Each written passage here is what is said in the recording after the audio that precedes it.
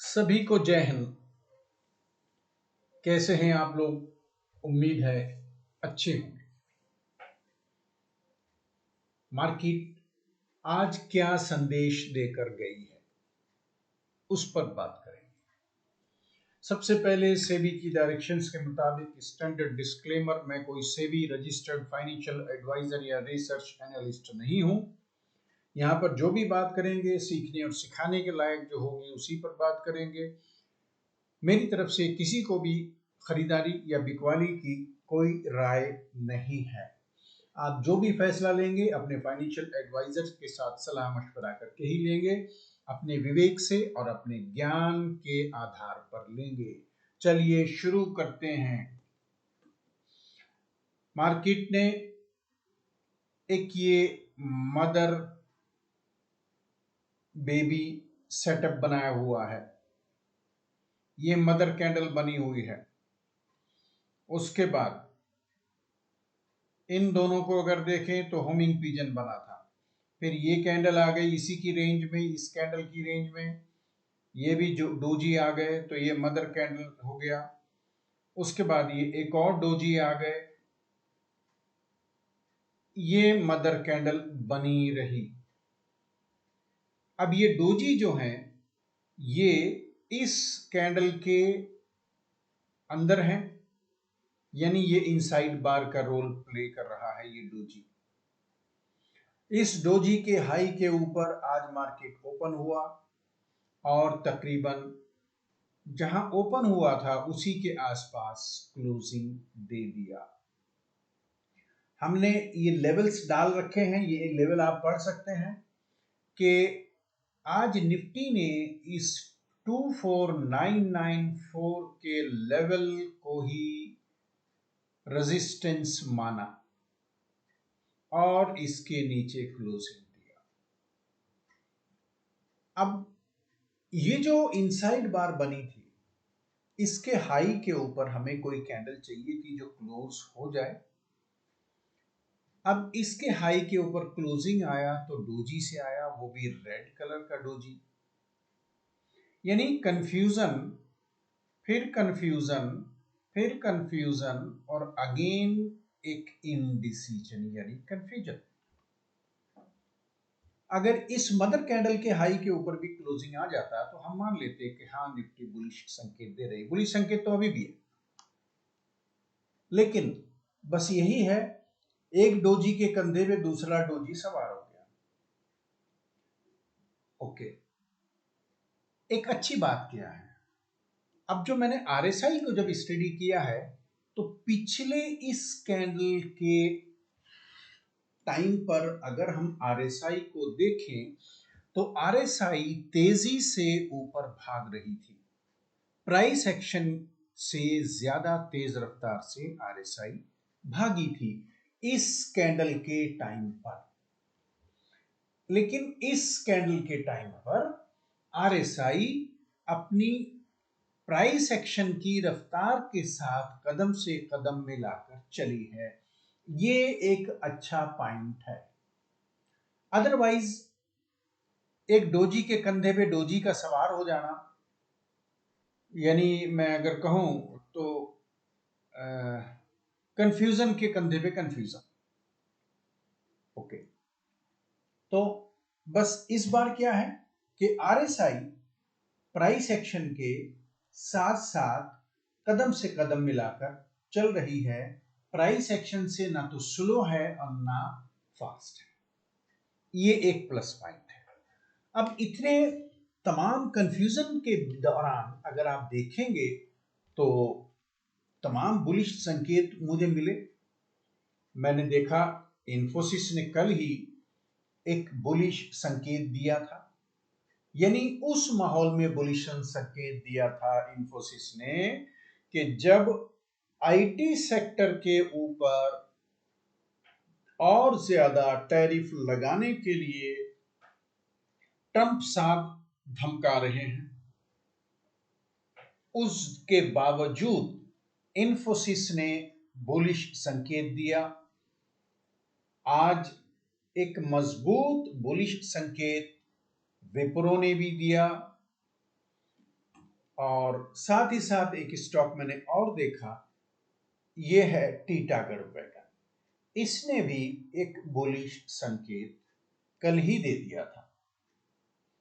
इसके साथ साथ सन फार्मा भी अपनी तरफ हमारी नजरों को आकर्षित कर रहा है और कह रहा है कि जनाब एक नजर हम पर भी डालिए। ये भी एक सैंडविच पैटर्न बना करके बैठा हुआ है और वो भी इस एचएमए के पॉजिटिव जोन में। बाकी पैरामीटर्स भी मैंने चेक किए तो ये भी धीमी धीमी आवाज में कह रहा है कि हम भी बुलिश साइड में जा सकते हैं। तो निफ्टी पर अगर हम 1 घंटे के टाइम फ्रेम पर अगर आ जाएं तो एक हाई, एक हायर हाई, एक छोटा सा हायर हाई बना है, एक थोड़ा बड़ा हायर हाई और चाहिए। एटलीस्ट 25,119 तक तो जाए। उसके बाद क्या होगा मैं ज्यादा नहीं बोलूंगा, बट ये एक हायर हाई हमें और मिलना चाहिए निफ्टी की तरफ से।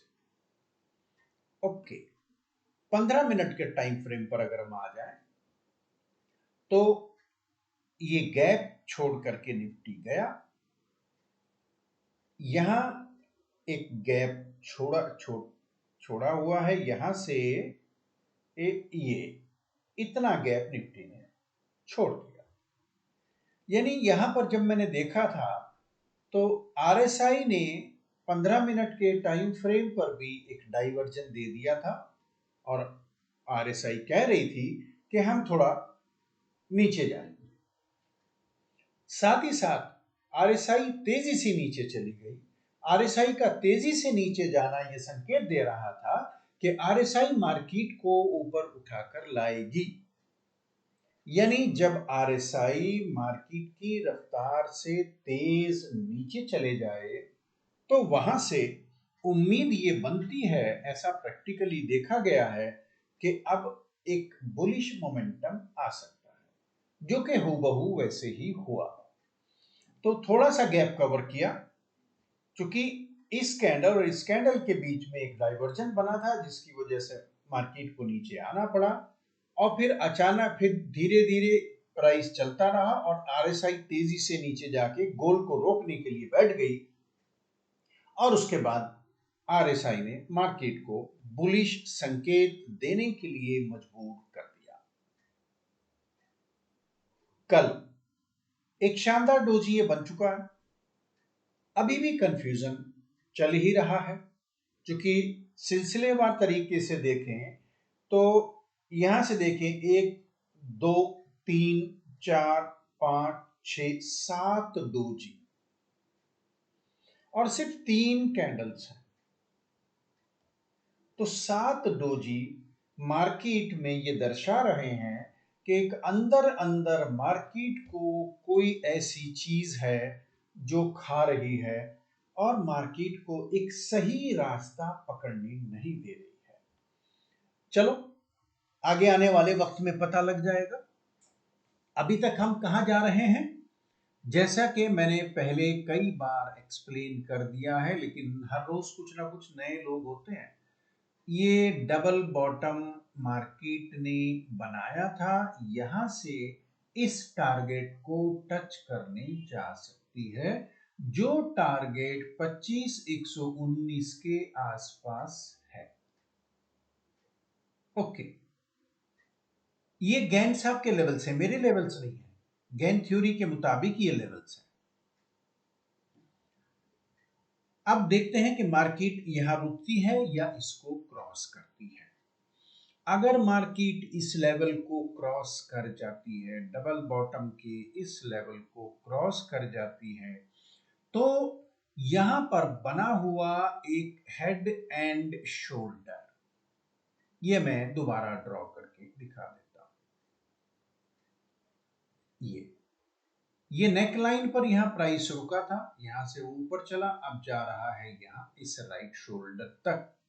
अगर इस राइट शोल्डर के ऊपर कोई भी कैंडल डिसाइसिवली क्लोजिंग दे दे कल की या परसों की, तो ये हेड एंड शोल्डर का पैटर्न जो है नल एंड वॉइड हो जाएगा। फिर नए तरीके से देखेंगे कि मार्केट किस तरफ को जाने के लिए और किस तरह का पैटर्न बनाकर हमें दे रही है।